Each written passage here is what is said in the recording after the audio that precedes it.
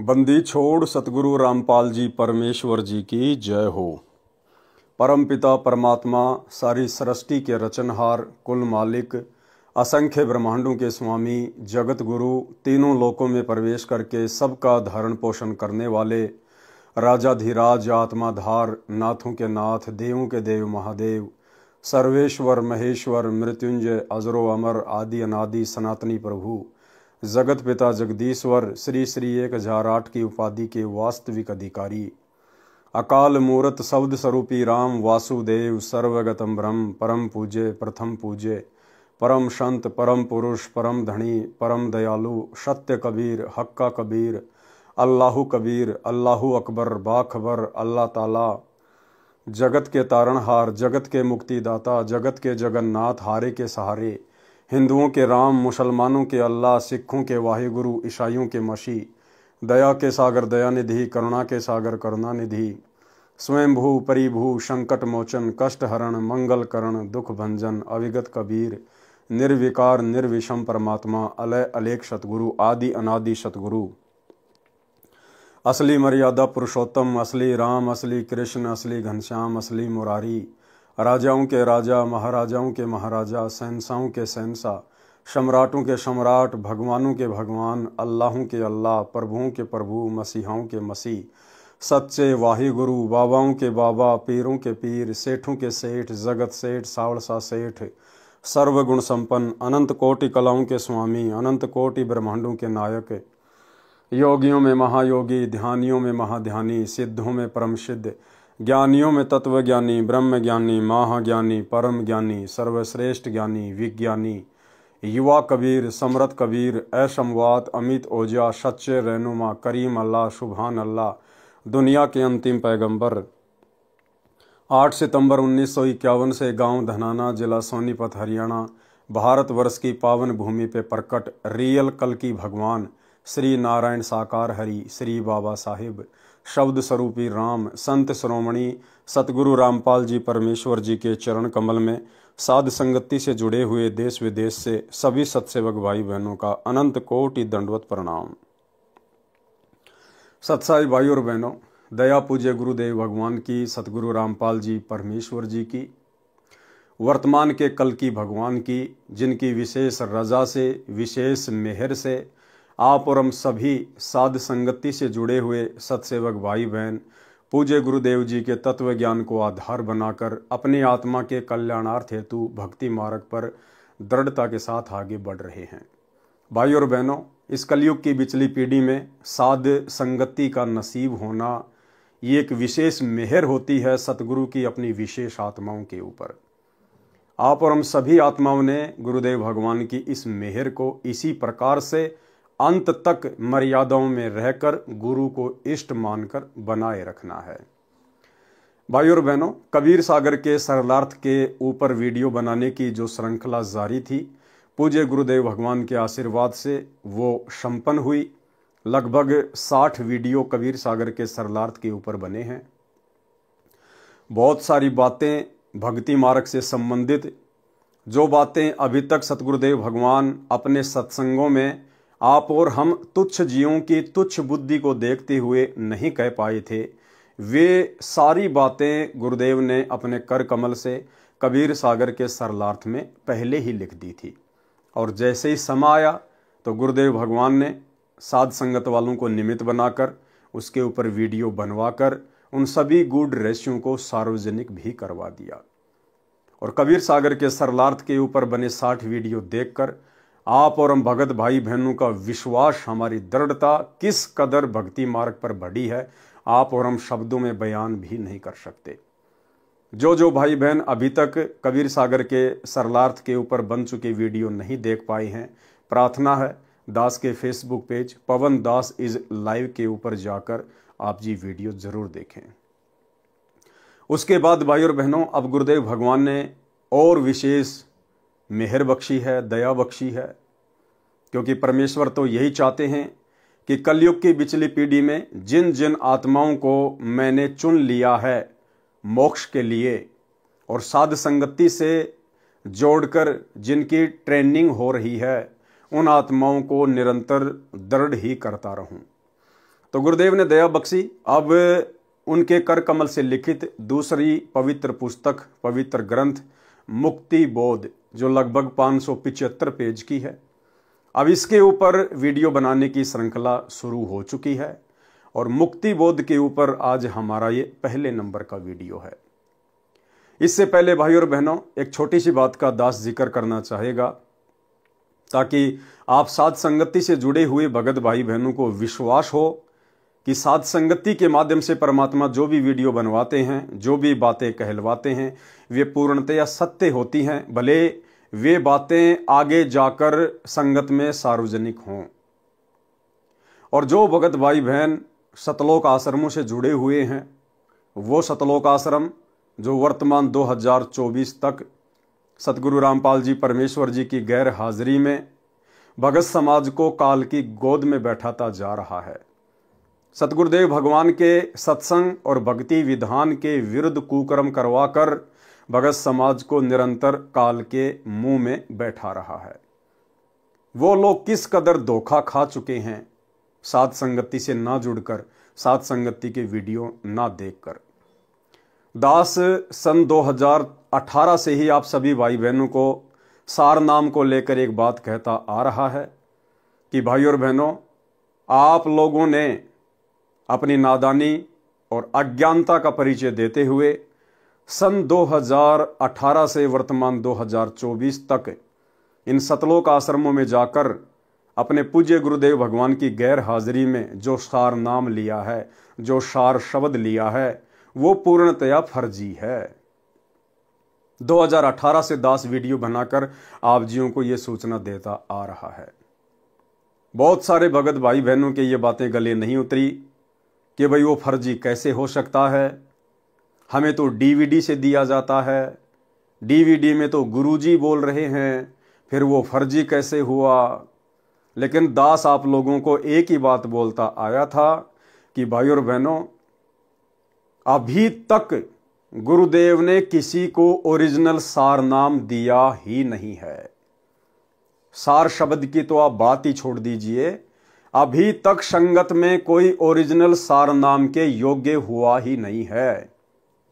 2018 से दास आप जियों को ये बातें बोलता आ रहा है और साथ में ये भी कहता आया है कि सार नाम के योग्य यदि आत्मा हो रही है, तैयार हो रही है, तो केवल साध संगति से जुड़कर हो रही हैं। आने वाले समय में जब पूज्य गुरुदेव भगवान इसार जेल से अपने मिशन को पूरा करके बाहर आएंगे तो सर्वप्रथम ओरिजिनल सार नाम की दया अपने सत्सेवक बच्चों के ऊपर करेंगे। और वर्तमान में गुरुदेव भगवान ने डीवीडी में जो सार नाम अपने खुद की वीडियो में डाल रखा है, वो सार नाम ओरिजिनल नहीं है। वो सार नाम गुरुदेव ने केवल संगत की परीक्षार्थ उस वीडियो में डाल रखा है, उस डीवीडी में डाल रखा है। और अभी तक गुरुदेव भगवान ने जिन जिन आत्माओं को सन 1994 से लेकर बरवाला कांड 2014 तक आश्रमों में अपने मुख कमल से या डीवीडी से जो सार नाम दिया है, वो भी ओरिजिनल सार नाम नहीं है। क्योंकि आज वर्तमान में गुरुदेव के जेल जाने के बाद भी वही डीवीडी वाला सार नाम भगत समाज को दिया जा रहा है। लेकिन इन दोनों में फर्क बहुत ज्यादा है। गुरुदेव भगवान के आश्रम में रहते सहते सार नाम देना और गुरुदेव के जेल जाने के बाद उनके कलयुगी परिवार के द्वारा इन आश्रमों में सार नाम दिया जाना, इन दोनों बातों में बहुत ज्यादा अंतर है भाई और बहनों। सार नाम तो दोनों ही असली नहीं है, क्योंकि अभी तक गुरुदेव ने किसी को ओरिजिनल सार नाम देना ही नहीं था, अभी तक संगत में कोई योग्य ही नहीं था। लेकिन जिन जिन भाई बहनों ने 2014 बरवाला कांड से पहले पूज्य गुरुदेव भगवान से जो सार नाम लिया है, उन भगत भाई बहनों के लिए वो सार नाम जैसा ही काम करेगा यदि वे आत्माएं विश्वास के साथ उस नाम का जाप करेंगी तो। और जिन जिन भगत भाई बहनों ने 2014 के बाद गुरुदेव के जेल जाने के बाद में इन सतलोक आश्रमों में सार नाम लिया है, वो सार नाम ना ही तो काम करेगा और ना ही वो सार नाम ओरिजिनल कहा जाएगा। इसलिए आज का यह मेरा वीडियो उन भाई बहनों की आंखें खोलने के लिए है, विशेषकर जो भाई बहन गुरुदेव के जेल जाने के बाद में सारनाम ले चुके हैं, क्योंकि ये आप लोगों की परीक्षा थी। ये परीक्षा थी भगत समाज की। परमात्मा यही तो देखना चाहते थे कि 20 वर्षों से इन आत्माओं को मैंने जो ज्ञान दिया है, सन 1994 से लेकर 2014 तक, ये आत्माएं इस ज्ञान को कितना आधार बना पाई हैं, या अभी भी भेड़ चाल में देखा देखी में चलने की इनकी आदत बनी हुई है। तो 2014 बरवाला कांड के बाद जिन जिन भगत भाई बहनों ने सारनाम लिया है, वो भाई बहन आज का ये वीडियो देखकर, यदि आपको जरा भी अकल है, अगर जरा भी आपको गुरुदेव का तत्व ज्ञान समझ में आया है, आज ही और इसी वक्त वीडियो देखते ही पूज्य गुरुदेव भगवान से नाक रगड़कर अपने घर पर ही दंडवत प्रणाम करके क्षमा याचना मांग लेना और इस सारनाम के जाप को त्याग देना। केवल प्रथम नाम और शतनाम तक का ही जाप करें, जब तक गुरुदेव भगवान हिसार जेल से आकर आपको सारनाम ना दें। अन्यथा यह सारनाम आपके गले की हड्डी बनेगा, आपके गले की हड्डी। और ज्यादातर जिन जिन लोगों ने 2014 के बाद में सारनाम लिया है, ज्यादातर उन भगत भाई बहनों के लिए वो फर्जी सारनाम गले की हड्डी बन चुका है। घर घर में झगड़ा, घर घर में कहर, अकाल मौत, किसी भी प्रकार से कोई राहत वो सारनाम उन भगत भाई बहनों को नहीं दे रहा। जितनी अच्छी प्रकार से भक्ति वो सतनाम लेकर कर रहे थे, इन शतलोक आश्रमों से वो फर्जी सारनाम लेकर अब उनके प्रथम नाम की और शतनाम की भी वो भक्ति नहीं बन पा रही है, क्योंकि मर्यादा खंडित हो चुकी है।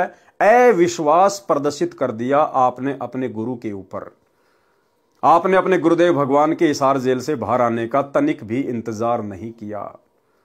यह आपका अपने गुरुदेव के प्रति अविश्वास को दर्शाता है, अविश्वास को। अब आपको बताएंगे कि वो सारनाम नकली कैसे है, क्यों दास पिछले 7 वर्षों से 6 वर्षों से उसको नकली बता रहा है। अब आपको पूज्य गुरुदेव भगवान के मुख कमल से, सतगुरु रामपाल जी परमेश्वर जी के मुख कमल से आपको सुनाएंगे कि जो सारनाम वर्तमान में उनके जेल जाने के बाद में भगत समाज को दिया है, वो सारनाम फर्जी है, ओरिजिनल नहीं है। अब वो सारनाम क्या है ये भी तो आपको पता होना चाहिए। तो उन भगत भाई बहनों को तो पता चल जाएगा। अभी एक छोटा सा वीडियो मैं आपको दिखाऊंगा नितिन रायजादा का। नितिन रायजादा के बारे में आप जानते ही होंगे, काल प्रेरित आत्मा है, विशेषकर सतगुरु रामपाल जी परमेश्वर जी के भक्तों के पीछे हाथ धो के पड़ा हुआ है। अंत में मिलेगा कुछ नहीं सिवाय खुद की बर्बादी के। लेकिन परीक्षा का समय है, काल हर प्रकार से भगत समाज को तोड़ने का प्रयास तो करेगा।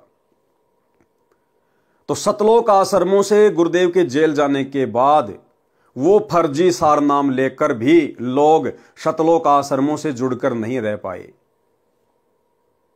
और चले गए नितिन रायजादा के पास में, नितिन रायजादा वाला सारनाम लेने के लिए, जो 52 अक्षर से बाहर का है, इस दुनिया से बाहर का है। और वहां जाके उन्होंने बताया कि संत रामपाल जी के आश्रमों में हमारे को ये सारनाम दिया जाता है। ये हैं वो 3 शब्द सारनाम के।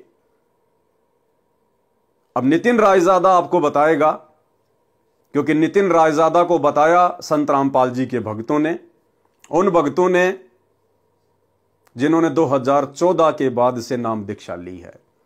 और भाई और बहनों, 2014 के बाद जो लोग जुड़े हैं, दास पहले से कहता आ रहा है कि हम उनको भगत नहीं कह सकते, हम उनको संत रामपाल जी के भगत की कैटेगरी में खड़ा नहीं कर सकते, क्योंकि 2014 के बाद तो संत रामपाल जी जेल में चले गए।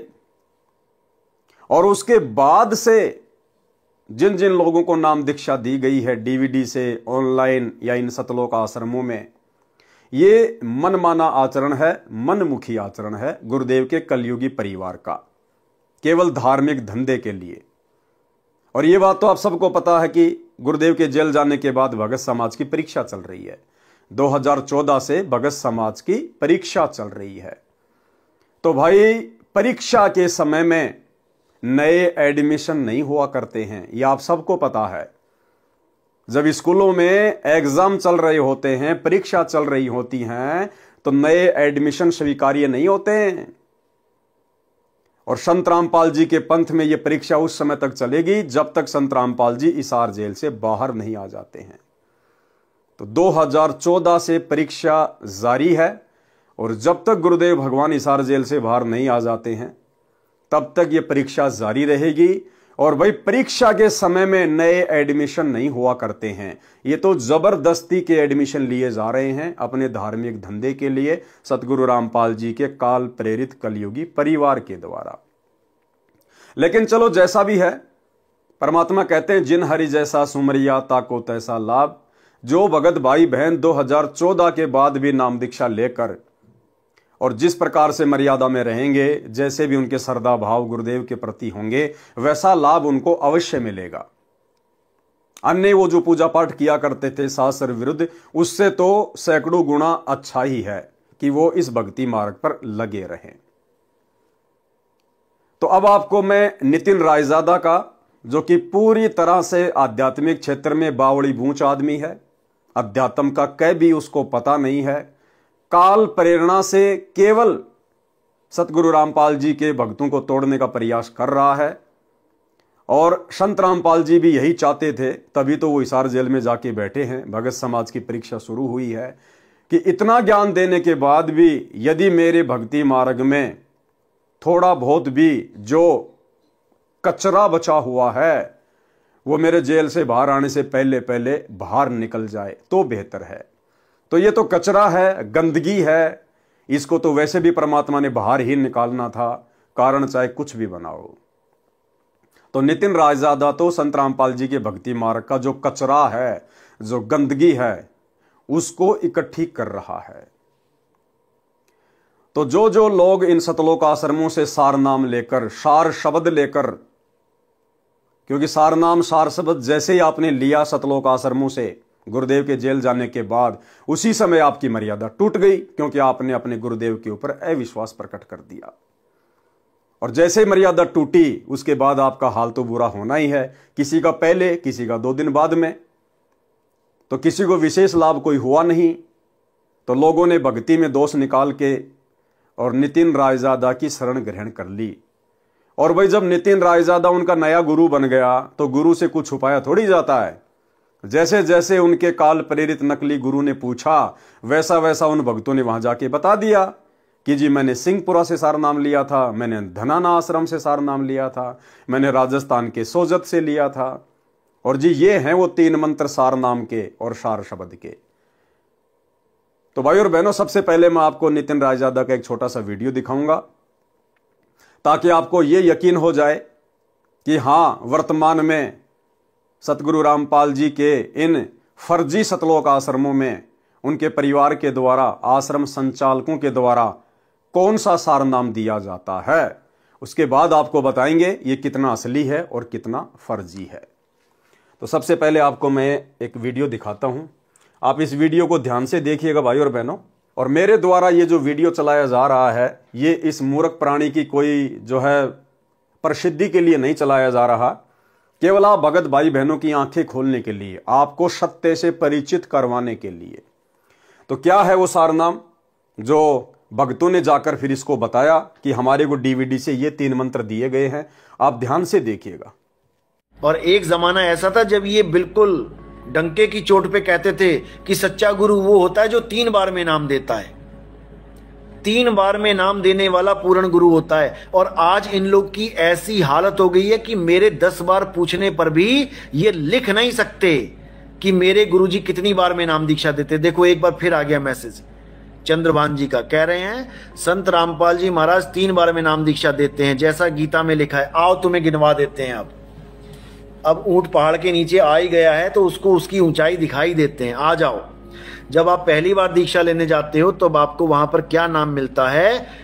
सत सुकृत अविगत कबीर ओम ओम ओम ओम कलिंग कलिंग कलिंग कलिंग हरिंग हरिंग हरिंग हरिंग श्रिंग श्रिंग श्रिंग सों सों।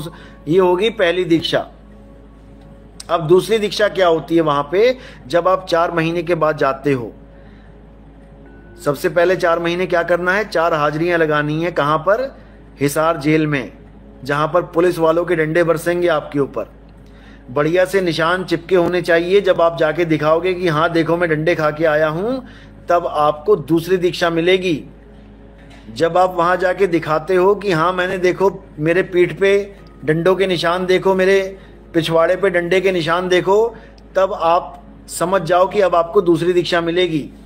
और दूसरी दीक्षा में क्या मिलेगी, क्योंकि आप डंडे खा के जब भागे हो वहां पे, तो आपकी सांस चढ़ी है, बहुत ज्यादा सांस चढ़ती है, तो आपको श्वासों पे ही दीक्षा मिल जाती है कि जल्दी ज्यादा सांस आ रही जा रही, तो इस पे जल्दी जल्दी ओम सोहम रटो, तो आपका नाम जल्दी जल्दी चलेगा, भक्ति जल्दी पूरी होगी। तो जब श्वास तो जब सांस आपकी बाहर निकलती है, तो आपने ओम बोलना है मन में श्वासों पे। और जब आपकी सांस बाहर निकलेगी तब ओम बोलना है, और जब आपकी सांस अंदर जाएगी तो सोहम करना है।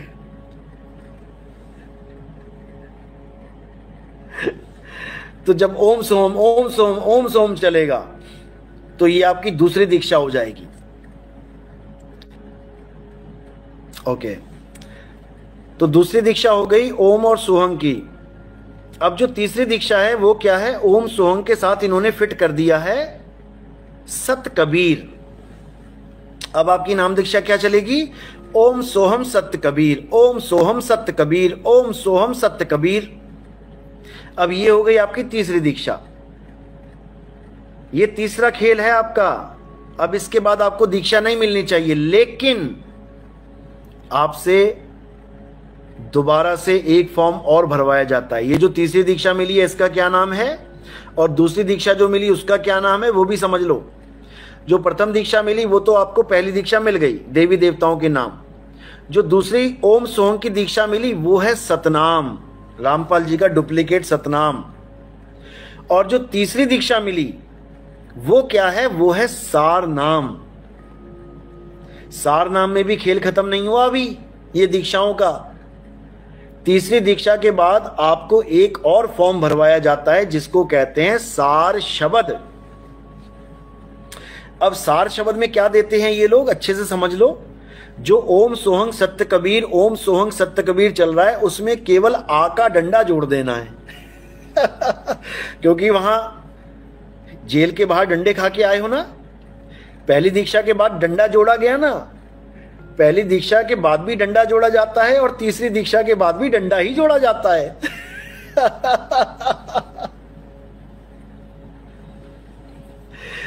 कबीर के साथ केवल आ का डंडा जोड़ के कबीरा बना देना है, बस हो गया। ओम सोहम सत्य कबीरा, ओम सोहम सत्य कबीरा, ओम सोहम सत्य कबीरा।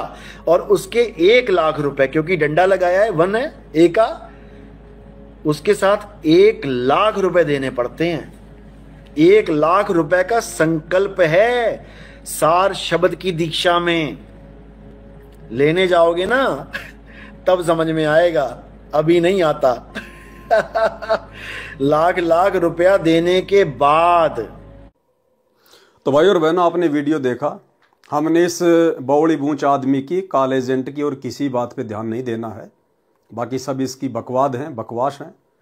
हमने केवल ध्यान ये देना है कि सतलोक आश्रमों से डीवीडी से सार नाम लेकर बरवाला कांड के बाद जो लोग इसके पास गए हैं, उन लोगों ने जाके बताया कि ये सार नाम है और ये सार शब्द है। और जिन जिन लाखों भगत भाई बहनों को सतलोक आश्रमों से सार नाम मिल चुका है, जो ये वीडियो देख रहे हैं, उनको भी अच्छे से पता है कि यही वो नाम है जो आपको इन आश्रमों में दिए जाते हैं।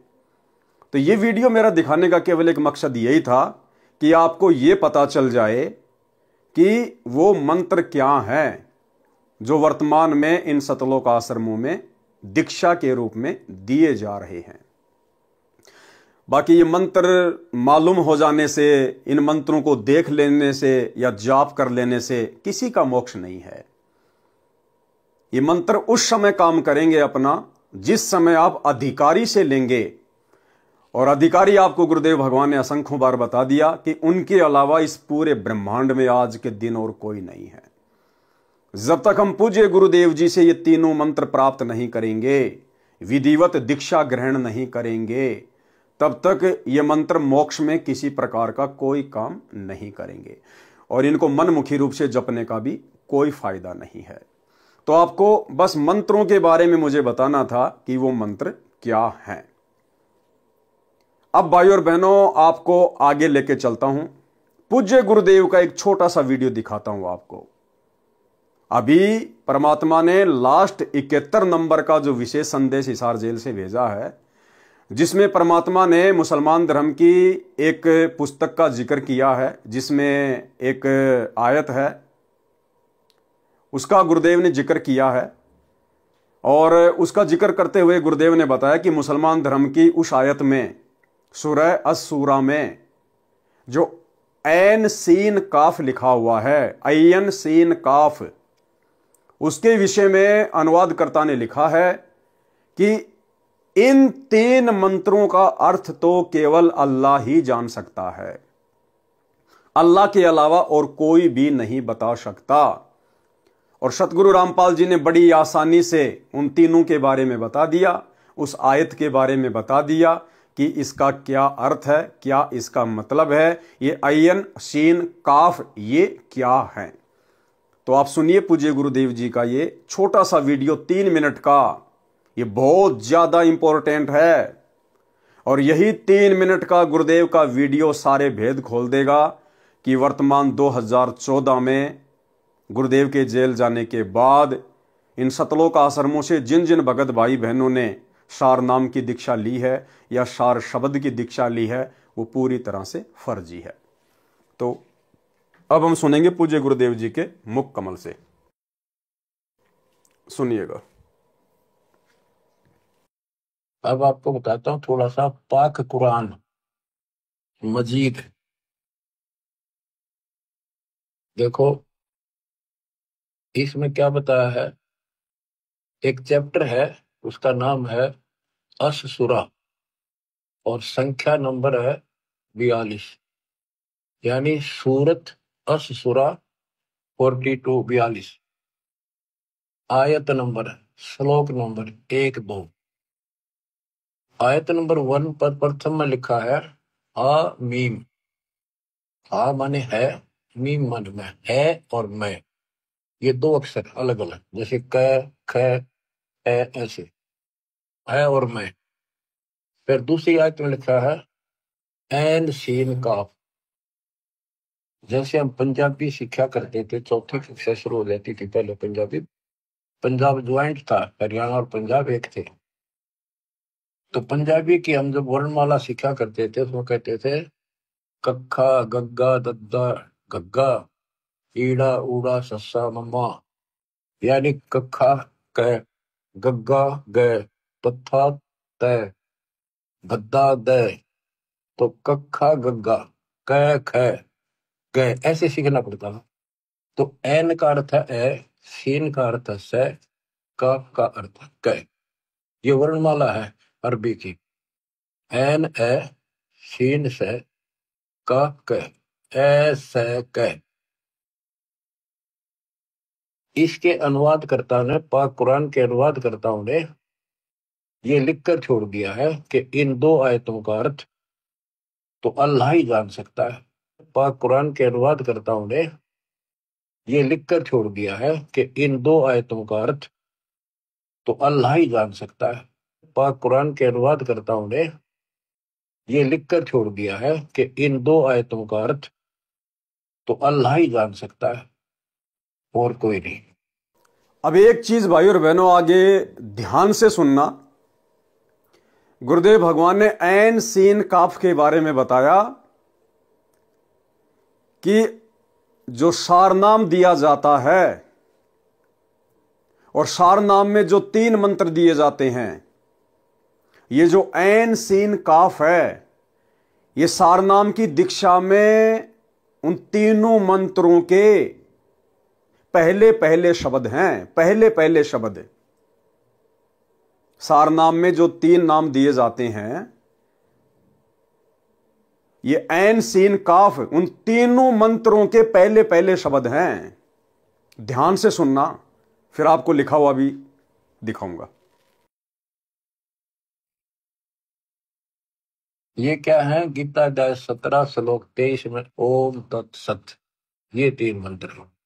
इनमें तीनों मंत्रों का पहला अक्षर है ए से क।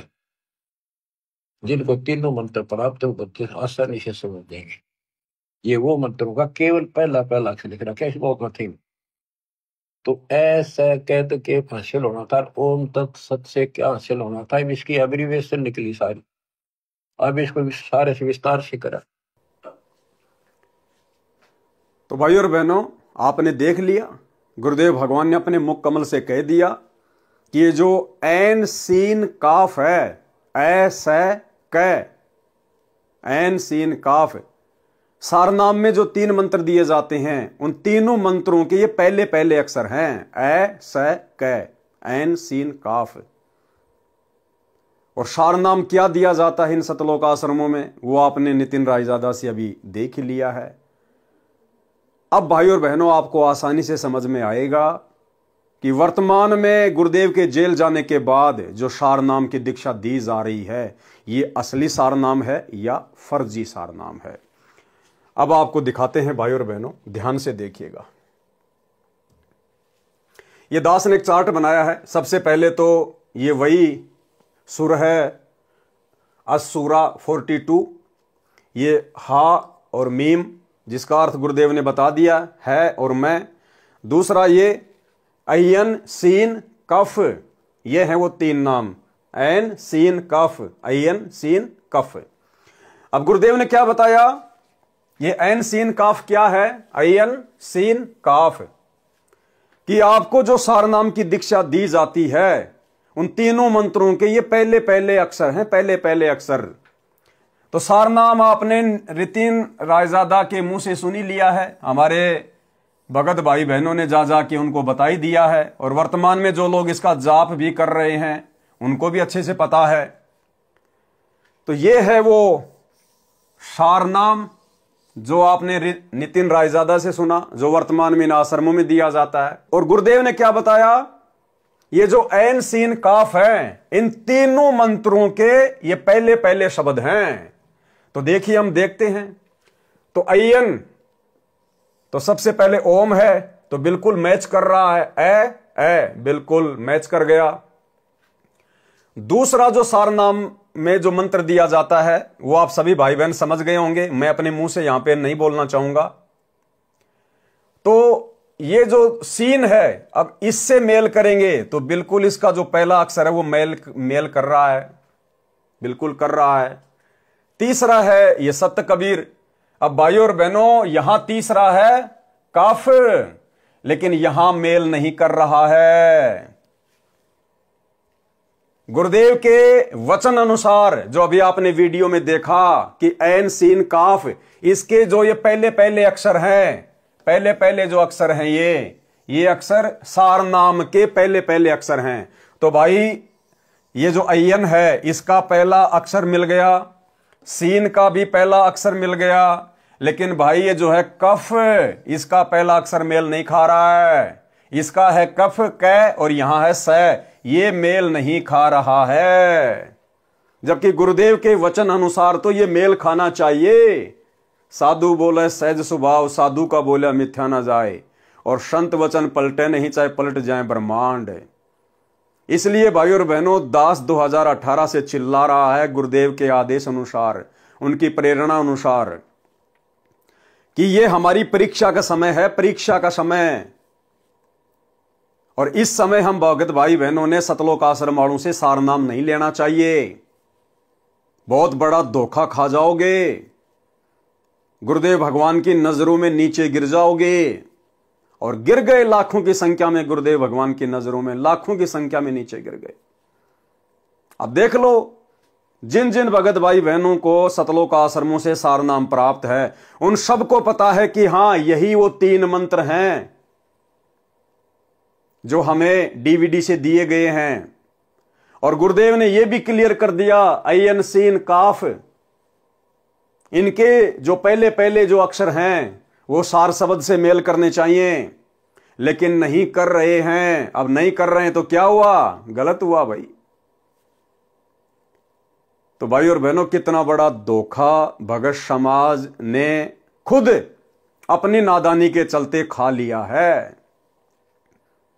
अरे हम सत्सेवक भी तो चिल्ला रहे थे, क्या हमें सार नाम की जरूरत नहीं है क्या हमें सार शब्द की जरूरत नहीं? क्या हम इस भक्ति मार्ग पर कोई मनोरंजन के लिए जुड़े हैं क्या? लेकिन हमने गुरुदेव के ज्ञान को आधार बनाया, हमने गुरुदेव भगवान का इंतजार करना उचित समझा कि यह भक्ति मार्ग है। अरे वो सार नाम, जिस सार नाम के लिए परमात्मा ने धर्मदास जी को जिंदा समाधि दे दी, वो कितनी अनमोल वस्तु होगी। और ऐसी अनमोल वस्तु क्या सतगुरु रामपाल जी अपने कलयुगी परिवार के हाथों में एक 15 रुपए की डीवीडी में डालकर आलू टमाटर की तरह बांटने के लिए देकर चले जाएंगे? और वो सतलोक आश्रम मैनेजमेंट हरियाणा, जिनके कुकर्मों के चलते, जिनकी मनमानी हरकतों के चलते, काल प्रेरणा के चलते भी ये बरवाला कांड 2014 हुआ। परमात्मा जिन लोगों की रग रग से वाकिफ थे, ऐसे लोगों को परमात्मा वो अनमोल जड़ी बूटी देगा जो लोग खुद अभी प्रथम नाम दीक्षा के योग्य नहीं है। प्रथम नाम दीक्षा के भी ना गुरुदेव का परिवार, ना कोऑर्डिनेटर, ना आश्रम संचालक, आज 2024 तक ये लोग प्रथम नाम दीक्षा के भी योग्य नहीं हैं। और वो सार नाम जिसको देने के लिए परमात्मा सतलोक से चलकर स्वयं आता है, वो सार नाम ऐसे इन 2 कोटि के जीवों के हाथों में देगा परमात्मा, जिन्होंने अपनी मनमानी हरकतों के चलते अपने गुरु भगवान को हिसार जेल में बैठने को मजबूर कर दिया। इसलिए हम सत्सेवक भाई बहन चिल्ला रहे थे कि यह सार नाम ओरिजिनल नहीं है। हां, भले ही गुरुदेव ने अपना वीडियो बनाकर डीवीडी में डाल दिया, लेकिन भगत समाज की परीक्षा के लिए गुरुदेव ने जिन जिन लोगों को यह नाम दिया है हिसार जेल जाने से पहले, भाई उनको तो विश्वास के साथ इसी को सार नाम समझकर जाप करते रहना चाहिए। यदि उन लोगों के मन में जरा भी दोष पैदा हो गया मेरे इस वीडियो को देखकर, तो आप लोग ना घर के रहेंगे ना घाट के रहेंगे। आप लोगों को कोई शंका नहीं करनी चाहिए, क्योंकि आपको तो आपके गुरु ने दिया है, आपके भगवान ने दिया है। और गुरु भगवान चाहे जो मर्जी मंत्र दे दे, जो मर्जी नाम दे दे, अगर गुरु ने दिया है तो आपके लिए वो सार नाम ही है, सार शब्द ही है। आपने तो केवल मर्यादा में रहकर विश्वास के साथ में जो विधि आपके गुरु ने बताई, आपने तो केवल सुमरन करना है। आप लोगों ने दोष नहीं पालना अपने मन में। ये गलती कर दी उन लोगों ने जिन्होंने इस परीक्षा के समय में 2014 के बाद में ये सार नाम ले लिया है। ये उन लोगों की सबसे बड़ी गलती है। तो भाई और बहनों, हाथ कंगन को आरसी क्या, पढ़े लिखे को फारसी क्या। जैसा गुरुदेव भगवान ने बताया, दास ने एज इट इज आपको वैसा ही प्रैक्टिकल करके दिखा दिया। और यही वो 3 मंत्र हैं। ये है सतनाम, इसके आगे 2 शब्द और हैं, आप सभी भाई बहनों को अच्छे से पता है। तो बिल्कुल एन से ये मैच कर रहा है, आईएन से मैच कर रहा है। ये पहला अक्षर ए, इसका भी पहला अक्षर है। सीन, इसका पहला अक्षर स, इसका भी पहला अक्षर स। और ये कै, भाई इसका पहला अक्षर मेल नहीं खा रहा, पहला अक्षर यहां पर स आ रहा है और यहां कै, इसलिए ये ओरिजिनल सार नाम नहीं है। इसलिए भाई और बहनों, विनती करूंगा, प्रार्थना करूंगा, अभी भी समय है। जो भगत भाई बहन लाखों की संख्या में काल के शिकार हो चुके हैं, काल के षड्यंत्र के शिकार हो चुके हैं, जिन्होंने गुरुदेव के जेल जाने के बाद में अपनी नादानी दिखाई, अपनी अज्ञानता दिखाई और जल्दबाजी में, देखा देखी में, और पहुंच गए सतलोक आश्रमों में लेके अपने नाम दीक्षा का फोरम। जिन जिन भाई बहनों ने ये फर्जी सारनाम सतलोक आश्रम मैनेजमेंट हरियाणा से लिया है, गुरुदेव के जेल जाने के बाद लिया है, उन आत्माओं को अभी भी मौका है, अन्यथा आप लोगों की जो दुर्गति होगी वो शायद ही किसी और की होगी। क्योंकि आपने सबसे बड़ा विश्वासघात किया अपने गुरुदेव के साथ, सबसे बड़ा विश्वासघात। अरे कौन दे सकता है सारनाम? इस धरती पर तो कोई प्रथम नाम देने का भी अधिकारी नहीं है, प्रथम नाम देने का अधिकारी भी वो भी परमात्मा ने स्वयं माना पड़ता है। और सार नाम, सार शब्द, और आप लोगों ने अपने जैसे 2 कोड़ी के जीवों से ले लिया। फिर भगवान क्यों आया धरती पे? अरे जब सार नाम सार शब्द भगत ही भगत को दे रहा है तो भगवान क्या भेड़ बकरियां चराने आया यहां पर सतलोक से? जरा भी दिमाग नहीं लगाया तुम लोगों ने। ये थी परीक्षा, अभी भी समय है। गुरुदेव भगवान से नाक रगड़ रगड़ के अगर बात समझ में आई है तो अपने घर पर ही नाक रगड़ रगड़ के गुरुदेव से समायाचना कीजिए रो रो के कि परमात्मा नादान हूं, ये बंदी छोड़, 2 कोड़ी का तुच्छ जीव हूं मालिक, क्षमा करना, पापी आत्मा हूं, बंदी छोड़, बहुत बड़ी गलती हो गई, आगे से ध्यान रखूंगा परमात्मा। और आज ही मैं इस सार नाम का जाप करना छोड़ रहा हूं, केवल प्रथम नाम और सतनाम का ही सुमरण करूंगा।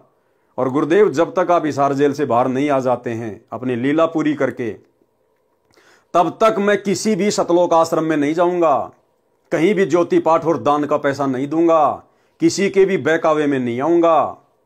साथ संगति से जुड़कर अपने घर को आश्रम बनाकर, ज्ञान को आधार बनाकर अपनी भक्ति करूंगा। हो सकता है परमात्मा आपकी सुन ले, बाकी दूसरा कोई चारा नहीं है। भाई और बहनों, गलतफहमी में ना रहना। हवा निकल गई है, हजारों की संख्या में उन भगत भाई बहनों की दुर्गतियां हो रही हैं जिन्होंने ये फर्जी सार नाम ले लिए। तो ये आप लोगों को दिखाना था। उम्मीद करूंगा बात समझ में आ गई होगी। अब भाई और बहनों, हम आगे बढ़ते हैं आज के अपने मुख्य टॉपिक के ऊपर। पवित्र ग्रंथ मुक्ति बोध जो पूज्य गुरुदेव जी ने अपने कर कमल से लिखी है, आप और हमारे सामने है, आप और हमारे हाथों में है।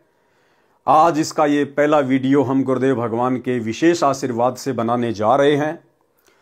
और भाई और बहनों, कोई भी धर्म ग्रंथ होता है, कोई भी पुस्तक होती है, शुरुआत के 2, 4, 5 वीडियो केवल उसकी भूमिका बनाते हैं, केवल भूमिका।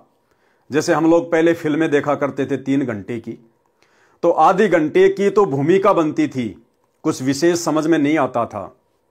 इसी प्रकार से कोई भी ग्रंथ, कोई भी पुस्तक होती है, शुरुआत में 10, 15, 20, 25 उसके जो पेज होते हैं वो एक प्रकार से भूमिका होती है। आप लोगों को बताया जाता है कि ये किस संदर्भ में है, कौन कौन इसके पात्र हैं, क्यों ये पुस्तक लिखी गई है। लेकिन ये पवित्र ग्रंथ मुक्ति बोध, ये आदरणीय गरीबदास जी महाराज जी का जो सदग्रंथ साहिब है, जिसमें 24,000 वाणियां हैं, ये उन वाणियों के सरलार्थ को लेकर है। यानी हमारे मतलब की जो वाणियां हैं, उन वाणियों को निकालकर, उन विषयों को निकालकर सतगुरु रामपाल जी ने आप और हमारे लिए, भगत समाज के लिए ये पवित्र ग्रंथ अपने कर कमल से लिखकर हमें दिया है। और इसमें सबसे पहले आदरणीय गरीबदास जी महाराज जी की महिमा है, उनके विषय में लिखा हुआ है। वे कौन थे, कहाँ के रहने वाले थे, कैसे उनको परमात्मा मिले, परमात्मा मिलने के बाद उन्होंने आध्यात्मिक क्षेत्र में क्या किया, तो ये उनके विषय में है। चूंकि भाई और बहनों, गुरुदेव भगवान के कर कमल से लिखित है और महापुरुषों की जीवनी पर है, इसलिए इस पवित्र ग्रंथ को पढ़ने और सुनने से भी हम ढेर सारे पुण्य के भागी बनते हैं। और जितना हम इन महापुरुषों की जीवनी को पढ़ेंगे, हमें उतना ही फायदा है, उतना ही लाभ है। तो इस पवित्र ग्रंथ में कुछ एक बातें वहीं आएंगी शुरुआत में, जो बातें अन्य गुरुदेव के कर कमल से लिखित पुस्तकों में गुरुदेव ने लिखी हुई हैं, जिनके ऊपर हम वीडियो बना चुके हैं।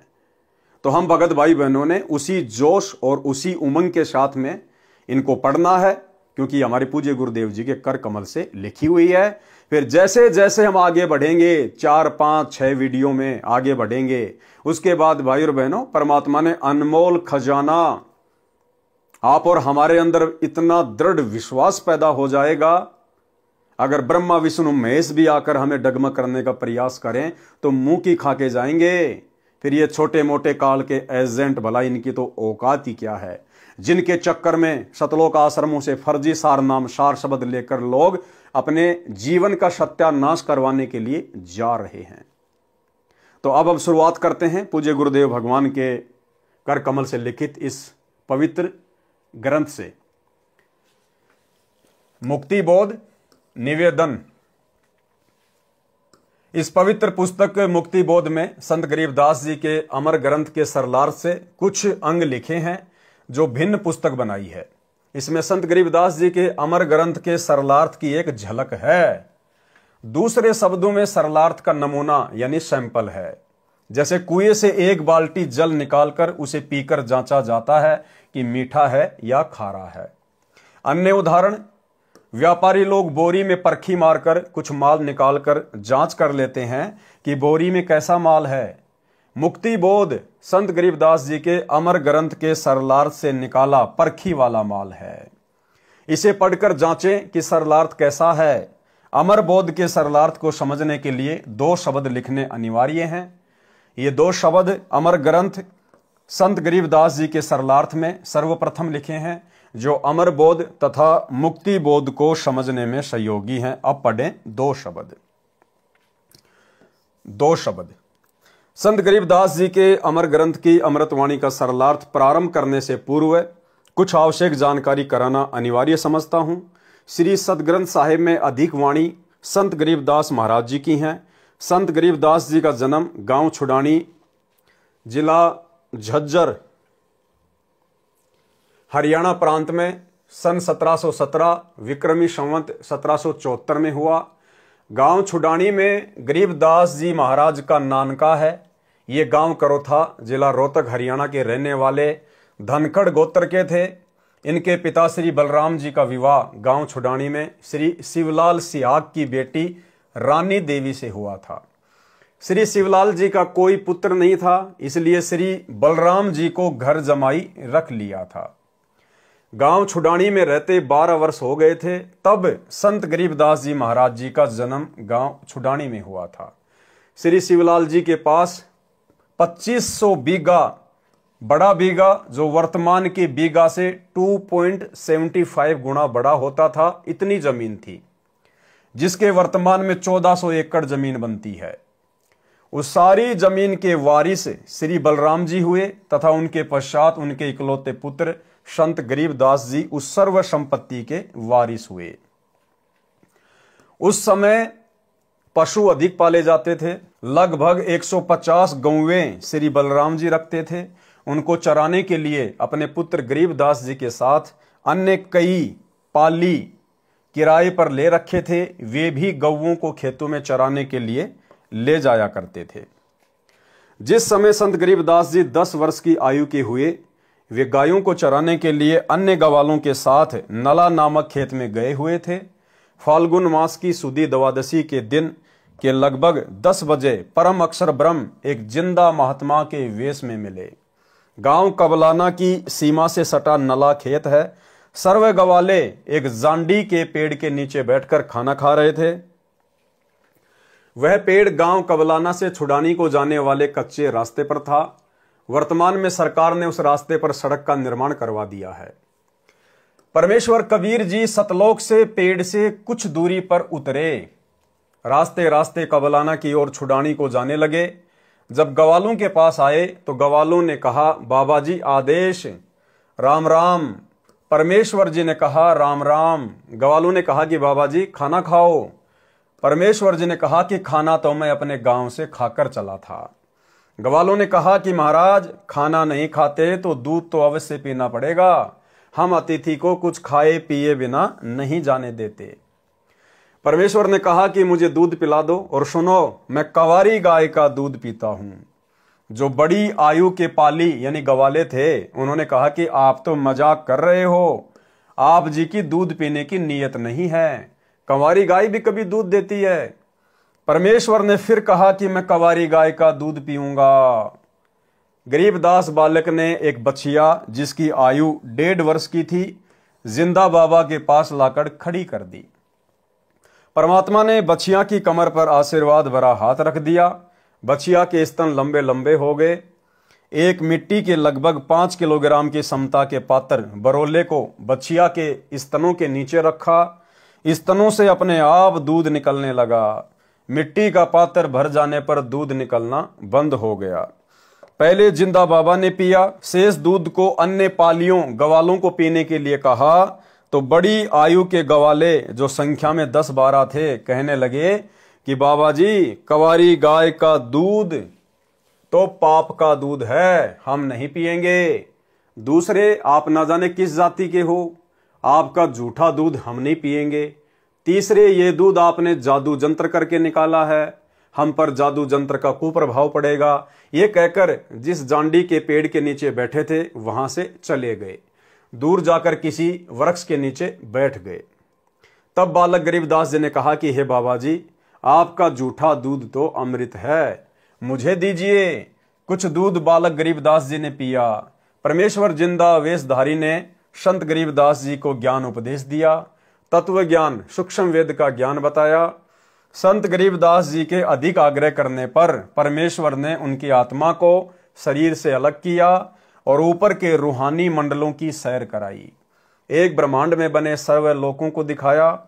श्री ब्रह्मा, श्री विष्णु तथा शिव जी से मिलाया। उसके पश्चात ब्रह्मलोक तथा श्री देवी दुर्गा का लोक दिखाया। फिर 10वें द्वार ब्रह्मरंध्र को पार करके ब्रह्म काल के 21 ब्रह्मांडों के अंतिम छोर पर बने 11वें द्वार को पार करके अक्षर पुरुष के 7 शंख ब्रह्मांडों वाले लोक में प्रवेश किया। संत गरीबदास जी को सर्व ब्रह्मांड दिखाए, अक्षर पुरुष से मिलाया। पहले उसके 2 हाथ थे, परंतु परमेश्वर के निकट जाते ही अक्षर पुरुष ने 10,000 हाथों का विस्तार कर लिया। जैसे मोर पक्षी अपने पंखों को फैला लेता है, अक्षर पुरुष को जब संकट का अंदेशा होता है तब ऐसा करता है। अब देखो भाई और बहनों, परमात्मा की वाणी यहां पर सत्य सिद्ध हो जाती है कि निर्विकार निर्भय तू ही और शकल भयमान, सब पर तेरी साहिबी तुझ पर साहिब नाए। कि हे कबीर परमेश्वर सतगुरु रामपाल जी, आपके अलावा इस पूरी सृष्टि में ना ही तो कोई निर्विकार है और ना ही कोई निर्भय है। अक्षर पुरुष 7 शंख ब्रह्मांडों का स्वामी, 10,000 कलाओं का स्वामी। और जैसे ही उसने कबीर परमेश्वर जी को देखा, उसे संकट का अंदेशा हुआ। और जब अक्षर पुरुष को संकट का आभास होता है, उस समय वो अपनी शक्ति का जो है वो प्रदर्शन करता है, सामने वाले को डराने के लिए, भयभीत करने के लिए। तो अक्षर पुरुष भी भय मुक्त नहीं है, उसने भी भय युक्त होकर डर के मारे कि ये कौन आ गया मेरे लोक में, सीधा चला आ रहा है, किसकी हिम्मत हो गई ऐसे। अपने ऊपर आपत्ति आती हुई देखकर और अपने 10,000 हाथों का विस्तार कर लिया, अपना विकराल शरीर बना लिया उसने, अपनी शक्ति का पूरा उसने प्रदर्शन किया। इसलिए भाई और बहनों, परमेश्वर कहते हैं निर्विकार निर्भय तू ही और शकल भयमान, और सब पर तेरी साहिबी तुझ पर साहिब नाए। तो सृष्टि में एकमात्र जो निर्विकार परमात्मा है, निर्भय परमात्मा है, सतगुरु रामपाल जी परमेश्वर जी हैं, जो यहां पर सिद्ध होता है। अपनी शक्ति का प्रदर्शन करता है, क्योंकि अक्षर पुरुष अधिक से अधिक 10,000 हाथ ही दिखा सकता है। इसके 10,000 हाथ हैं। क्षर पुरुष के यानी काल के 1,000 हाथ हैं। गीता अध्याय 10 व 11 में अपना 1,000 हाथों वाला विराट रूप दिखाया। गीता अध्याय 11 श्लोक 46 में अर्जुन ने कहा कि हे सहस्त्र बाहु, 1,000 भुजाओं वाले, अपने चतुर्भुज रूप में आइए। संत गरीबदास जी को अक्षर पुरुष के 7 संग ब्रह्मांडों के भेद बता वह आंखों दिखाकर परमेश्वर जिंदा बाबा 12वें द्वार के सामने ले गया, जो अक्षर पुरुष के लोक की सीमा पर बना है, जहां से भंवर गुफा में प्रवेश किया जाता है। जिंदा वेशधारी परमेश्वर जी ने संत गरीबदास जी को बताया कि जो 10वां द्वार यानी जो ब्रह्मरंध्र है, वो मैंने शतनाम के जाप से खोला था। जो 11वां द्वार है वह मैंने तत् तथा शत जो सांकेतिक मंत्र है उससे खोला था। अन्य किसी भी मंत्र से उन द्वारों पर लगे ताले नहीं खुलते। अब ये 12वां द्वार है, ये मैं सत शब्द यानी सारनाम से खोलूंगा। हालांकि भाई और बहनों, परमेश्वर को किसी भी मंत्र का जाप करके ये द्वार खोलने की आवश्यकता नहीं होती है, क्योंकि परमेश्वर सर्वशक्तिमान होते हैं। जब उस परमेश्वर की शक्ति से जब श्री कृष्ण जी का जन्म हुआ और जब कंस की जेल में ऑटोमेटिक 7 ताले खुल गए, उस कबीर परमेश्वर सतगुरु रामपाल जी की मेहर से, शक्ति से, तो भला जब परमेश्वर कहीं जाएंगे तो दुनिया का ऐसा कौन सा द्वार, ऐसा कौन सा ताला है जो बंद का बंद रह जाए। तो परमेश्वर की शक्ति से वो खुले थे।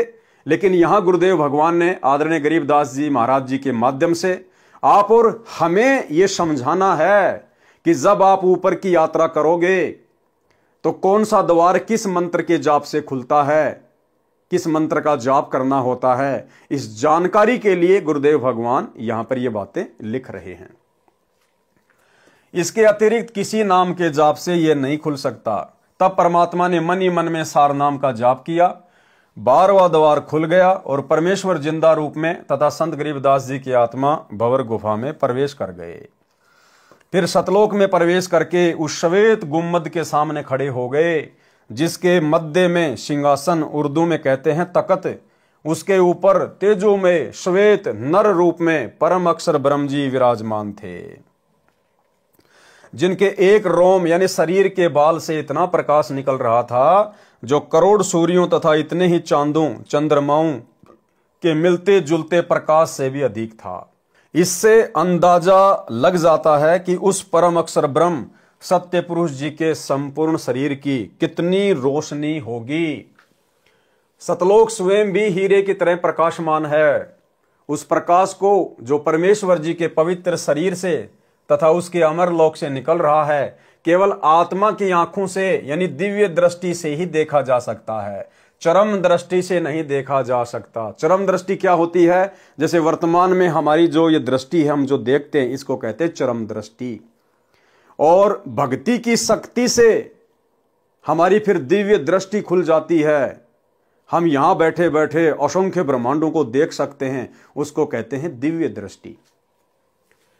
फिर जिंदा बाबा अपने साथ बालक गरीबदास जी को लेकर उस सिंहासन के निकट गए तथा वहां रखे चवर को उठाकर तख्त पर बैठे परमात्मा के ऊपर चलाने लगे। बालक गरीबदास जी ने विचार किया कि यह है परमात्मा और ये बाबा तो परमात्मा का सेवक है।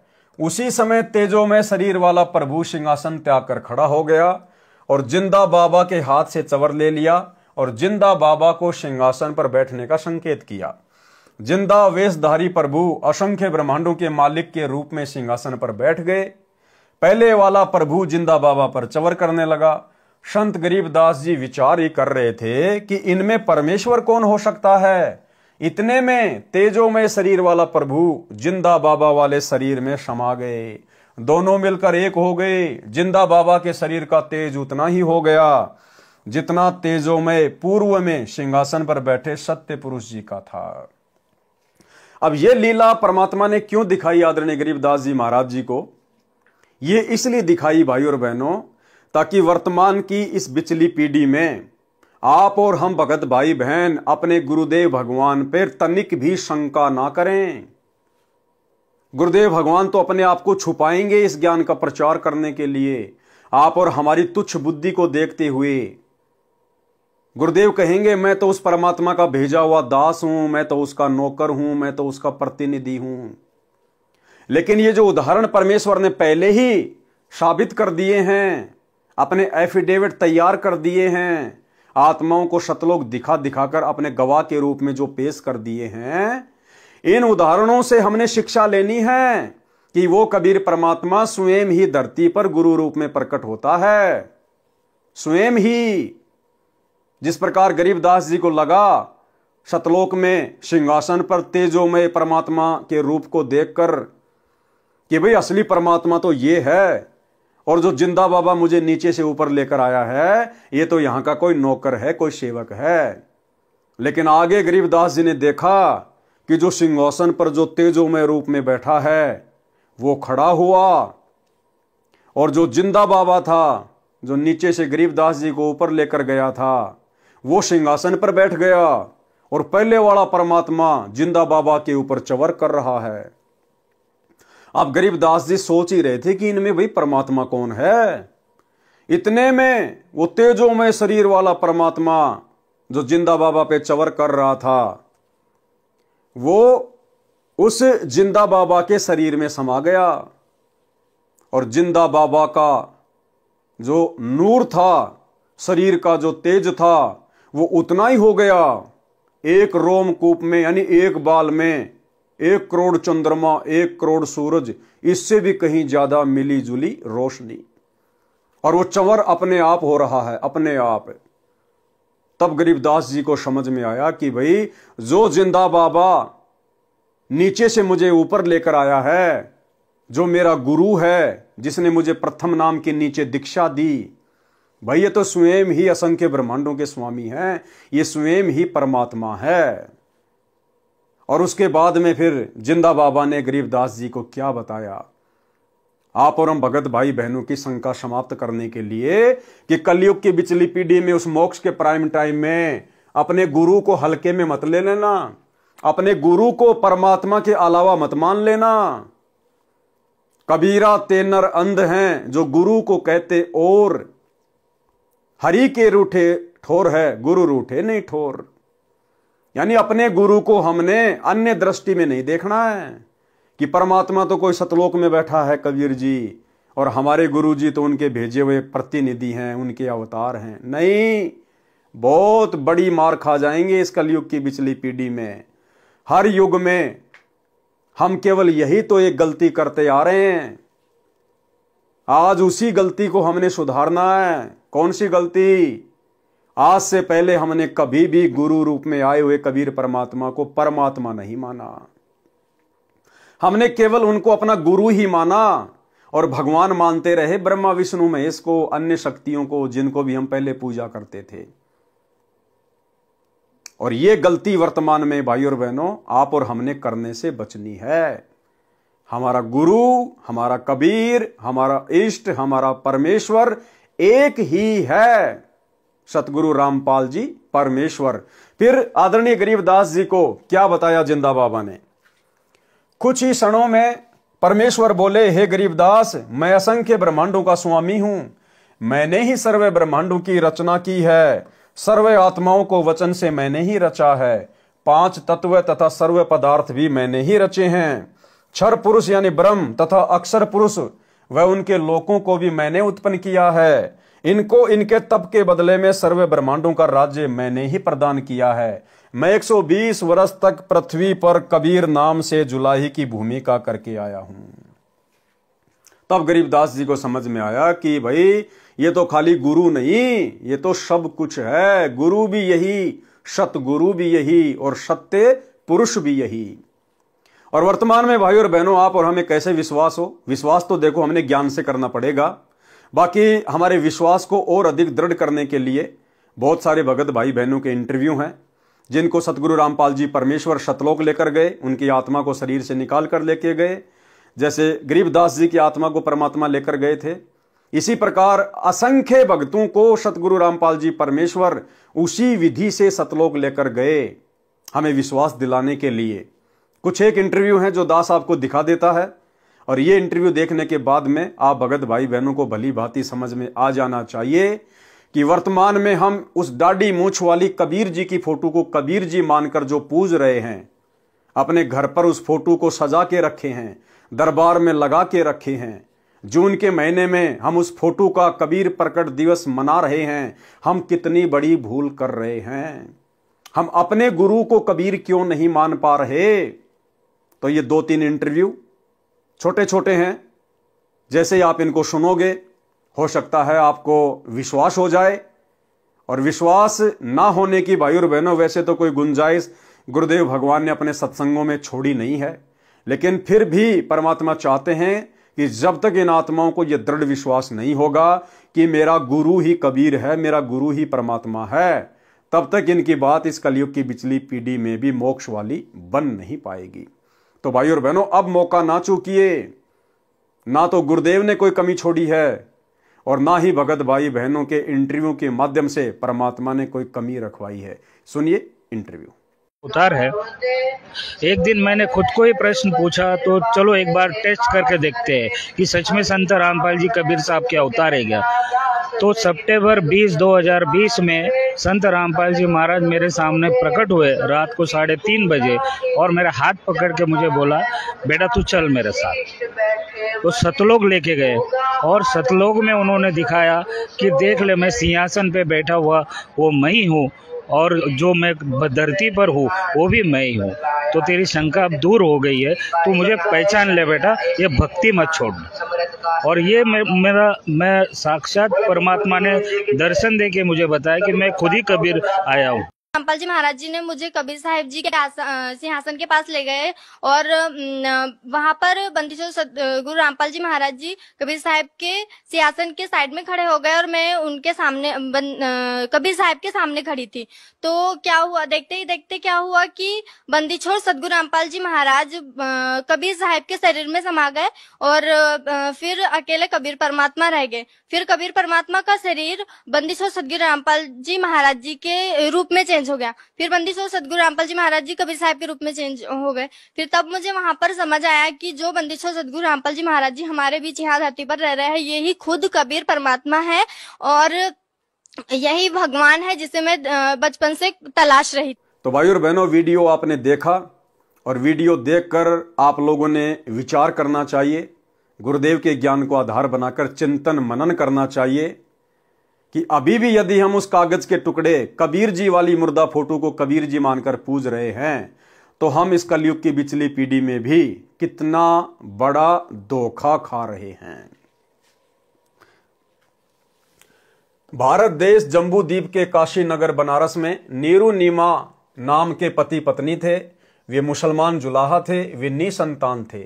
ज्येष्ठ सुदी पूर्णिमासी की सुबह ब्रह्म मुहूर्त में लहर तारा नामक सरोवर में काशी के बाहर जंगल में मैं नवजात शिशु का रूप धारण करके कमल के फूल पर लेटा था। मैं अपने इसी स्थान से गति करके गया था। नीरू जुलाहा तथा उसकी पत्नी प्रतिदिन उसी तालाब पर नहाने जाया करते थे। उस दिन मुझे बालक रूप में प्राप्त करके अत्यंत खुश हुए। मुझे अपने घर ले गए। मैंने 25 दिन तक कुछ भी आहार नहीं किया था। तब शिवजी एक साधु के वेश में उनके घर गए। वह सब मेरी ही प्रेरणा थी। शिव से मैंने कहा था कि मैं कंवारी गाय का दूध पीता हूं। तब नीरू एक बछिया लाया। शिव को मैंने शक्ति प्रदान की। उन्होंने बछिया की कमर पर अपना आशीर्वाद भरा हाथ रखा। कंवारी गाय ने दूध दिया, तब मैंने दूध पिया था। मैं प्रत्येक युग में ऐसी लीला करता हूं जब मैं शिशु रूप में प्रकट होता हूं, केवल उस समय जब यह परमात्मा शिशु रूप में प्रकट होता है। और भाइयों और बहनों, प्रत्येक युग की शुरुआत में सतयुग, त्रेता, द्वापर और कलयुग, प्रत्येक युग की शुरुआत में परमात्मा इस प्रकार की लीला करते हैं। क्यों करते हैं? क्योंकि वेदों में परमेश्वर की महिमा लिखी हुई है कि जब वो परमात्मा शिशु रूप में पृथ्वी पे प्रकट होता है, अपनी अच्छी आत्माओं को मिलता है, उनको ज्ञान उपदेश देता है, उस समय उस परमात्मा के परवरिश की लीला कंवारी गायों के दूध से होती है। तो वेदों में लिखी हुई अपनी महिमा को सत्य साबित करने के लिए परमेश्वर चारों युगों की शुरुआत में इस प्रकार की लीला करते हैं। अन्य ना जाने परमात्मा करोड़ों अरबों बार प्रकट हो चुके हैं, होते रहते हैं, होते रहेंगे। तो बार बार परमेश्वर को कंवारी गायों का दूध पीने की आवश्यकता नहीं पड़ती है। तब कंवारी गायों से मेरी परवरिश की लीला हुआ करती है। हे गरीबदास, चारों वेद मेरी महिमा का गुणगान करते हैं। वेद मेरा भेद है, मैं ना वेदन के माही, और जिस वेद से मैं मिलूं वह वेद जानते नहीं। कि भाई वेदों में केवल मेरी महिमा लिखी हुई है, मेरे बारे में बताया गया है, परमात्मा कौन है, कैसा है, कहां रहता है, उसका नाम क्या है, लेकिन वेदों में परमेश्वर के प्राप्त करने की विधि नहीं लिखी हुई है। वेद मेरा भेद है, मैं ना वेदन के माही, और जिस वेद से मैं मिलूं वो वेद जानते नहीं। कौन सा वेद? 5वां वेद, सूक्ष्म वेद। उस सूक्ष्म वेद में परमेश्वर प्राप्ति की कंप्लीट विधि लिखी हुई है, लेकिन उस सूक्ष्म वेद को आम व्यक्ति नहीं पढ़ सकता, उन वाणियों का अनुवाद नहीं कर सकता, खुलासा नहीं कर सकता। उस पांचवें वेद सूक्ष्म वेद का ज्ञान देने के लिए उस कबीर परमेश्वर को स्वयं ही धरती पर सतगुरु रूप में आना पड़ता है और वे स्वयं ही सूक्ष्म वेद का खुलासा करते हैं। ऋग्वेद मंडल 9 सूक्त 1 मंत्र 9 में लिखा है कि जब परमेश्वर शिशु रूप में पृथ्वी पर प्रकट होते हैं तो उनकी परिवरस की लीला कंवारी गायों द्वारा होती है।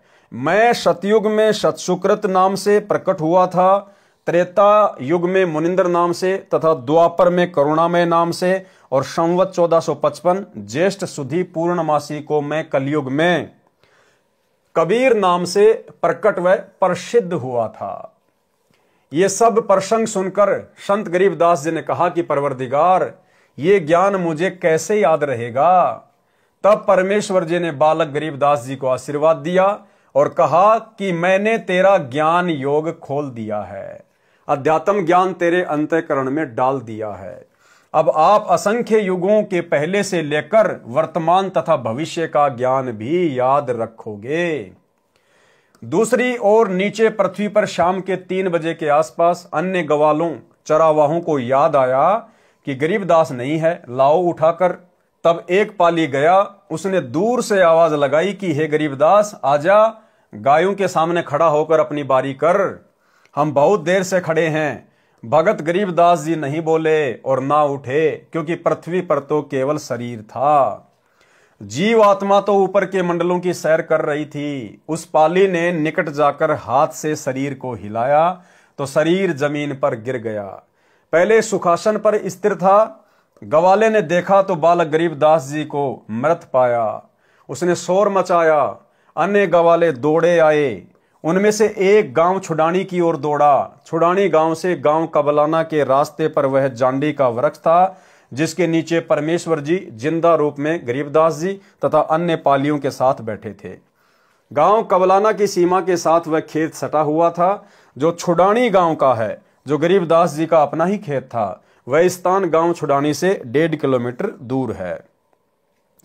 गांव छुडानी में जाकर उस पाली ने गरीबदास जी के पिता माता नाना नानी को सब हाल बताया कि एक बाबा ने कंवारी गाय का दूध जादू जंत्र करके निकाला। वह दूध हमने तो पिया नहीं, बालक गरीबदास जी ने पी लिया। हमने अभी देखा तो वह मर चुका है। बच्चे के शव को चिता पर रखकर अंतिम संस्कार की तैयारी कर दी। उसी समय परमेश्वर जी ने कहा, हे गरीबदास आप नीचे जाओ, आपके शरीर को नष्ट करने जा रहे हैं। संत गरीबदास जी ने नीचे देखा तो ये पृथ्वी लोक सत्य लोक की तुलना में नरक लोक के समान दिखाई दे रहा था। संत गरीबदास जी ने कहा, हे प्रभु मुझे नीचे मत भेजो, यहीं पर रख लो। और एक सत्संग में भाइयों और बहनों पूज्य गुरुदेव जी ने बताया, सतलोक की तुलना इस गंदे पृथ्वी लोक से की कि एक सूअर वो सारा दिन क्या करता है, गंदी नाली में नाक रगड़ता रहता है, बिष्टा खाता है। और उस सूअर की आत्मा को यदि एक दिन के लिए किसी राष्ट्रपति या प्रधानमंत्री के शरीर में प्रवेश करा दिया जाए और सारा दिन वो क्या क्या सुख भोगेगा, 5 स्टार होटल में खाना खाएगा, एरोप्लेन में यात्रा करेगा, दुनिया भर की सिक्योरिटी होगी, दुनिया भर के नौकर होंगे, और शाम को उसे कहा जाए कि हे जीवात्मा अब आप राष्ट्रपति के शरीर को त्याग कर वापस अपने सूअर वाले शरीर में जाएं, तो भाई और बहनों क्या वो आत्मा वापस सूअर के शरीर में जाने को सहर्ष तैयार हो जाएगी? 100 बार हाथ जोड़ेगी, विनती करेगी कि हे प्रभु मुझे तो इसी के शरीर में रख लो, मुझे तो यहीं रख लो। हे प्रभु जो आनंद यहां है वहां तो सौपन में भी नहीं है।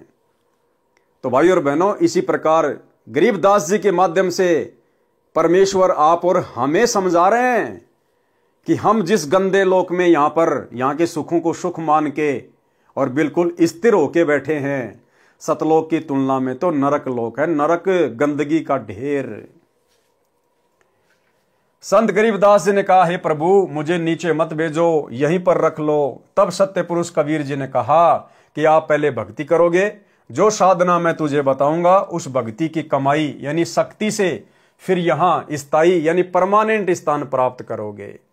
सामने देख, वह तेरा महल है जो खाली पड़ा है, सर्व खाद्य पदार्थ भरे पड़े हैं। नीचे पृथ्वी पर वर्षा होगी तो अन्न होगा, कितनी मेहनत करनी पड़ती है, यहां जैसे पदार्थ पृथ्वी पर है ही नहीं। आप नीचे जाओ, प्रथम मंत्र मैंने तुझे दे दिया है, फिर सतनाम भी तुझे प्रदान करके आऊंगा। ये सतनाम 2 अक्षर का होता है, एक ओम अक्षर, दूसरा तत्, ये सांकेतिक है। फिर कुछ समय उपरांत तुझे सार नाम दूंगा। इन सर्व नामों, प्रथम नाम, दूसरा नाम तथा तीसरे नाम की साधना करके ही तू यहां आ सकेगा। मैं हरदम भगत के साथ रहता हूं, तू चिंता मत करना, अब आप शीघ्र जाइए। क्या कह रहे हैं गुरुदेव कि मैं हमेशा भगत के साथ रहता हूं, यानी भाई और बहनों, नाम दीक्षा लेने के बाद में हम भगत भाई बहनों ने कहीं भी फालतू में धक्के खाने की आवश्यकता नहीं पड़नी चाहिए। नाम दीक्षा लेने के बाद भगत के केवल 2 ही ठिकाने होते हैं। पहला ठिकाना है उसका अपना घर जहां उसका परिवार रहता है, और दूसरा ठिकाना है आश्रम जहां उसका गुरुदेव भगवान रहता है। लेकिन उन आश्रमों में केवल उसी समय जाना चाहिए जब उसके पूज्य गुरुदेव भगवान सह शरीर उन आश्रमों में विराजमान हो, अन्यथा जैसा उसका घर वैसा उसका आश्रम। मैं हरदम भगत के साथ रहता हूं, तो चिंता मत करना, अब आप शीघ्र जाइए। इतना कहकर परम अक्षर पुरुष जी ने संत गरीबदास जी के जीव को शरीर में प्रवेश कर दिया। कुल परिवार के लोग चिता में अग्नि लगाने ही वाले थे। उसी समय बच्चे के शरीर में हलचल हुई। शव को रस्से से बांध कर ले जाते हैं, वह रस्सा भी अपने आप टूट गया। संत गरीबदास जी उठकर बैठ गए, चिता से नीचे उतरकर खड़े हो गए। उपस्थित गांव के व परिवार के व्यक्तियों की खुशी का ठिकाना नहीं रहा। बालक गरीबदास ऊपर को आंखें करके परमात्मा को देख रहा था, तथा जो अमृत ज्ञान परमेश्वर जी ने उनके अंतःकरण में डाला था वह अमृतवाणी दोहों व चौपाइयों तथा शब्दों के रूप में बोलने लगा। गांव वालों को उस अमृतवाणी का ज्ञान नहीं था, इसलिए उन्होंने सोचा कि बच्चे को बाबा ने फटकार मार दी, जिस कारण से बड़बड़ा रहा है, कुछ का कुछ बोल रहा है, परंतु परमात्मा का सौ शुक्र मना रहे थे कि लड़की का लड़का जीवित हो गया। पागल है तो भी लड़की रानी देवी अपना दिल रोक कर खुश रहेगी। ये समझकर महापुरुष गरीबदास जी को पागल गांव की भाषा में बावड़िया कहने लगे। इस घटना के 3 साल के पश्चात एक गोपाल दास संत गांव छुडानी में आया, जो संत दादू दास जी के पंथ से दीक्षित था। वह संतों की वाणी को समझता था, उसके महत्व को जानता था। वह वैश्य जाति से था, यानी बनिया जाति से था। संत वेशभूषा में रहता था। बनिए के घर जन्म होने के कारण कुछ पढ़ा लिखा भी था। घर त्याग कर संन्यास ले रखा था। अधिकतर भ्रमण करता रहता था, गांव गांव में जाकर प्रचार करता था। कुछ शिष्य भी बना रखे थे। उसका एक बैरागी जाति का गांव छुड़ाने का भी शिष्य था, वह उसके घर रुका हुआ था। उस शिष्य ने संत गोपाल दास से कहा कि हे गुरुदेव, हमारे गांव के चौधरी का दोहता यानी लड़की का लड़का किसी साधु की फटकार से पागल हो गया है।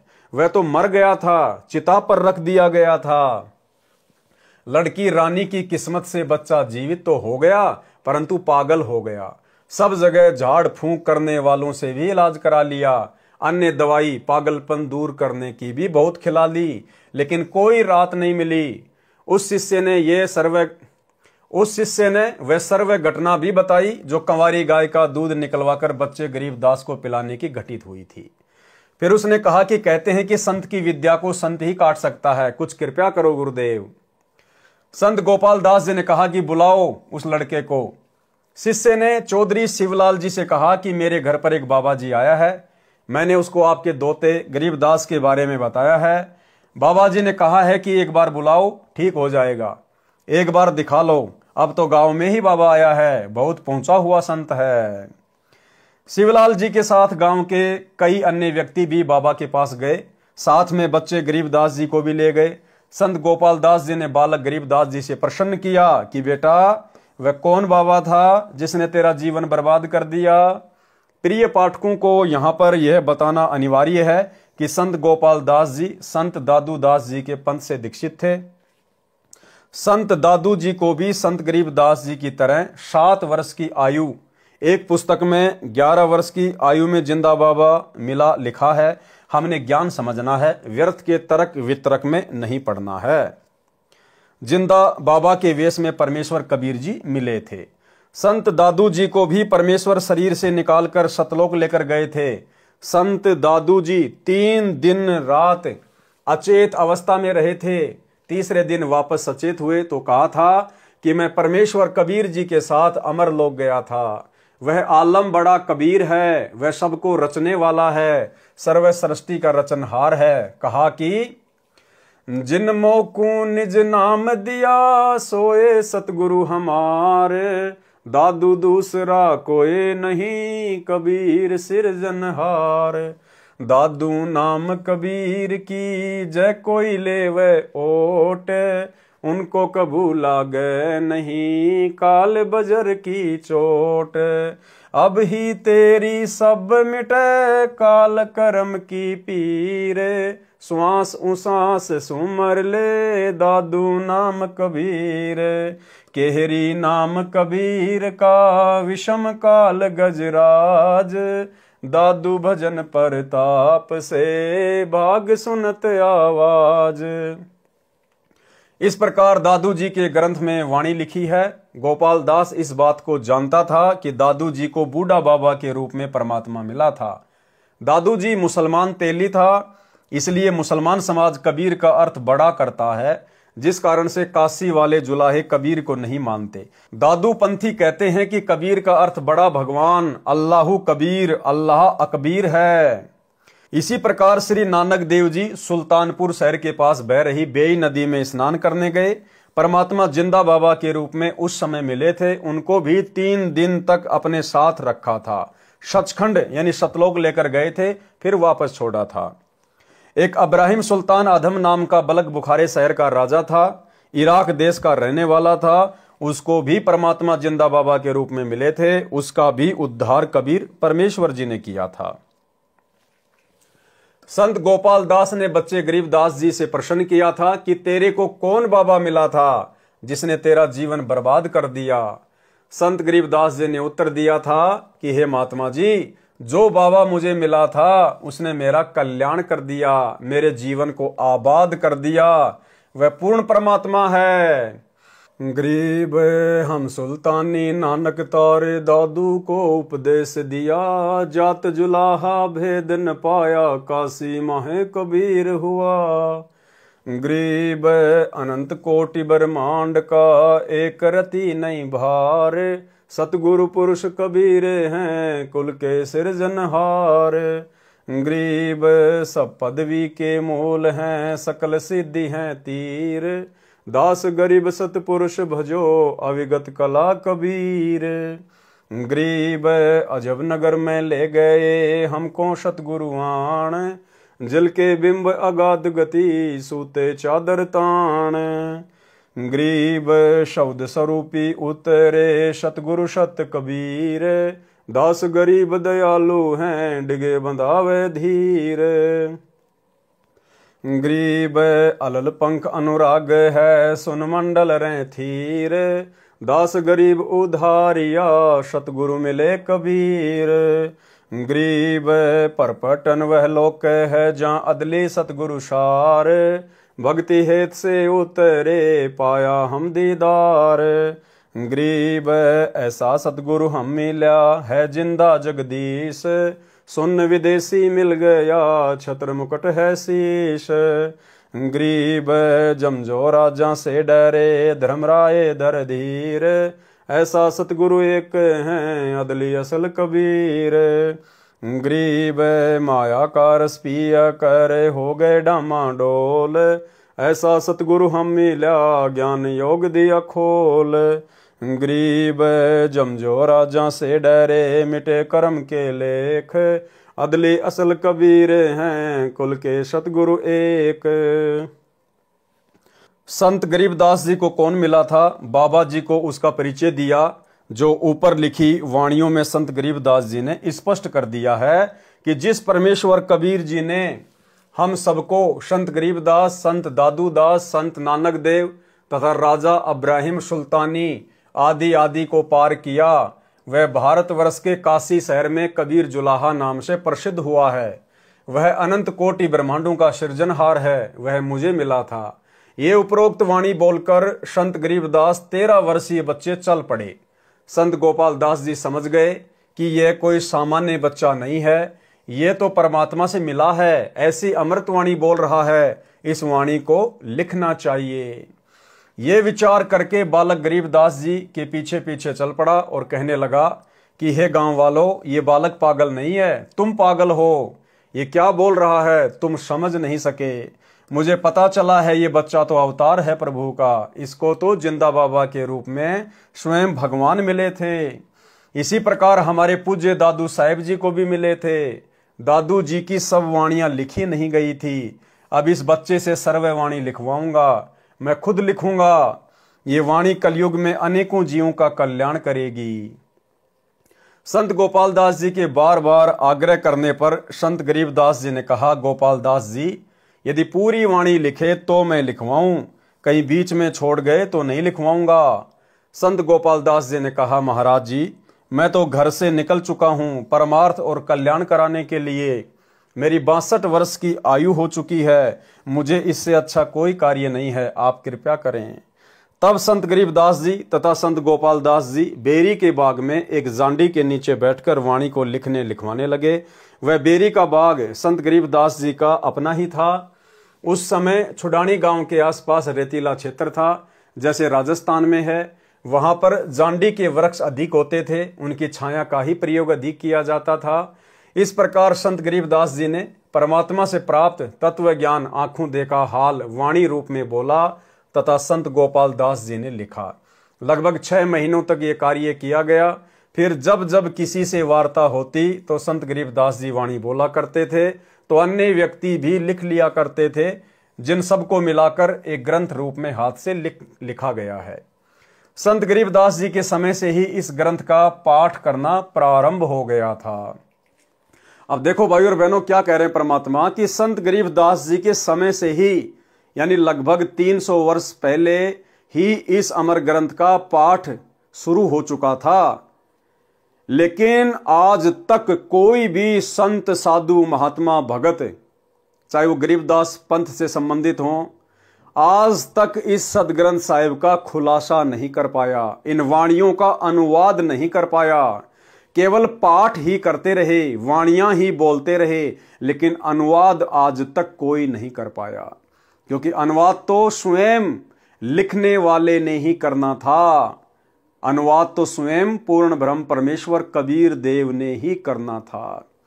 तो लिखने वाला भी गरीबदास जी के रूप में स्वयं कबीर परमात्मा ही था।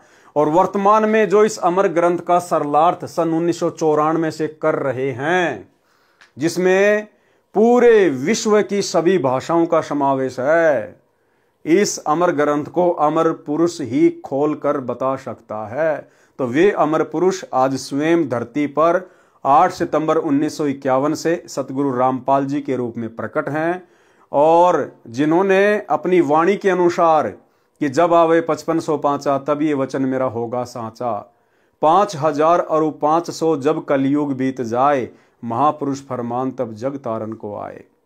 सन 1994 में सतगुरु रामपाल जी परमेश्वर जी ने अपने यथार्थ 13वें कबीर पंथ की शुरुआत की, और परमेश्वर जी ने शुरुआती समय में सन 2000 तक केवल आदरणीय गरीबदास जी महाराज जी के सदग्रंथ साहिब का ही खुलासा किया है।